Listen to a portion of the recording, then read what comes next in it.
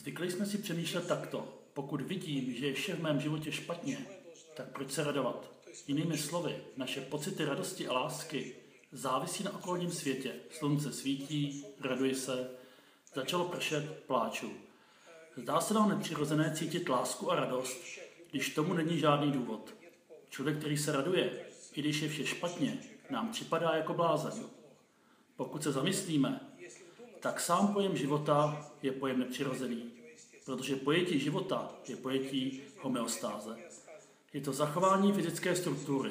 Když se hroutí vše okolo, je to zachování chemického složení, když se vše kolem mění. Je to zachování teploty těla při poklesu teploty vzduchu. A jak se živá bytost vyvíjí, úroveň homeostáze je vyšší a vyšší.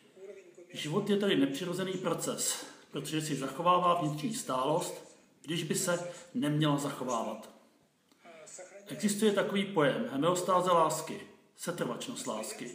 Čím vyšší je úroveň rozvoje člověka a čím více toho může člověk dosáhnout, tím vyšší musí být homeostáze lásky v jeho duši. To znamená, že se musí radovat, i když je vše proti radosti. Musí zachovávat lásku v duši, i když ho okolnosti nutí nenávidět, opovrhovat či klesat na mysli. A právě tito lidé v životě něco dokážou.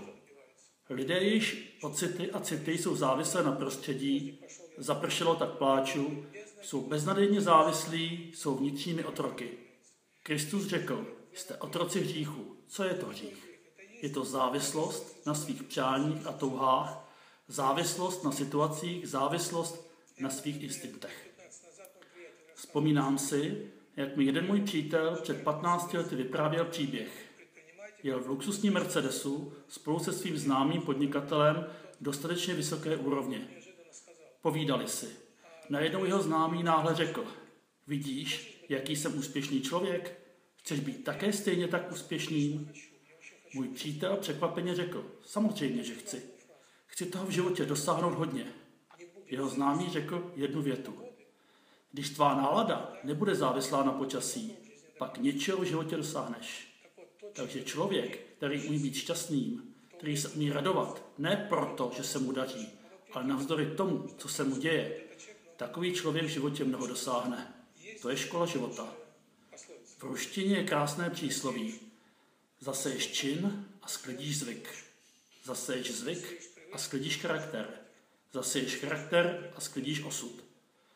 Osud je úzce spojen s našimi podvědomými strukturami. Jinými slovy, navenek můžeme být dobří, čistí, nevinní a k zulíbání, ale uvnitř máme nahromaděno buď kvantum nenávisti k sobě nebo k druhým, nebo odsuzování nebo urážek na osud.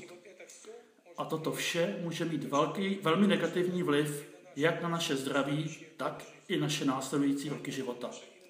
A proto právě extra hlubinný stav našeho podvědomí, o kterém často nemáme ani tušení, výrazně ovlivňuje zdraví a osud nás a našich blízkých. Jinými slovy, abychom zlepšili svůj osud, potřebujeme zlepšovat svůj charakter. Při vnitřním odporném charakteru agresivnosti či depresivnosti nelze počítat se zdravým a dobrým osudem. Jak se mění charakter? Je třeba začít překonávat své špatné zvyky. Musíme se učit zlepšovat vlastnosti svého charakteru.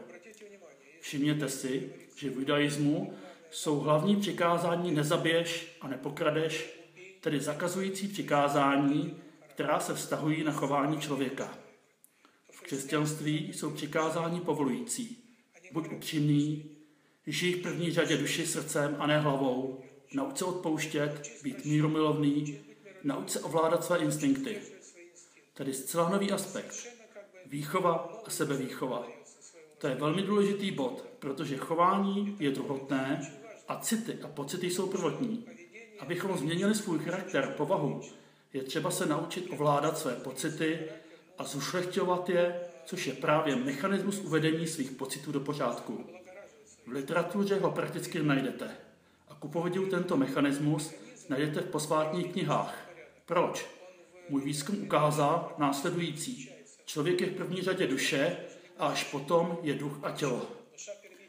Duše je prvotní, člověk vznikl jako duše. Dá se říct informační pole. Teprve pak vzniká hmota. V zásadě o tom mluví už vědci z vákua.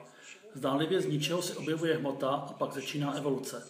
Takže pokud se člověk stará v první řadě o svou duši, která je spojována s pojmy láska a mravnost, a až pak se stará o svůj blahobyt, peníze, postavení, práci, tělo a ostatní, pak se člověk harmonicky rozvíjí.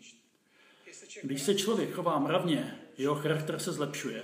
Jestliže člověk začíná hodovat různým požitkům, jeho duše se více připoutává k materiálním statkům tohoto světa a začíná se klanět práci, penězům, postavení, popularitě.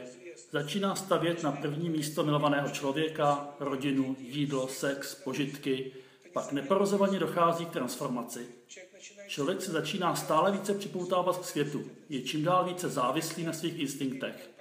A pak podle toho, jak se zvětšuje připoutanost, zesiluje se i bolest ze ztráty. A tehdy se objevuje agrese. Připoutanost duše tedy nevyhnutelně vede ke zvýšení agrese. A agrese vede ke zločinům nebo nemocem. Vědci nemohou pochopit, jak to, že lze hladověním vyléčit mnoho nemocí. Podle vědy je to naopak. Když se dobře a kvalitně stravuješ, jsi zdravý, přestali si jíst, onemocnili si a zemřel. Protože věda vychází z priority těla. Ale často vidíme pravý opak. Člověk hladoví a uzdravuje se z vážného onemocnění. Proč? Protože když člověk hladoví, začíná se zmenšovat jeho připoutanost k tělu, instinktům a svým touhám. Duše se oživuje a přichází energie, neboť hlavní energie lásky přichází právě skrze duši a člověk se uzdravuje od nemocí.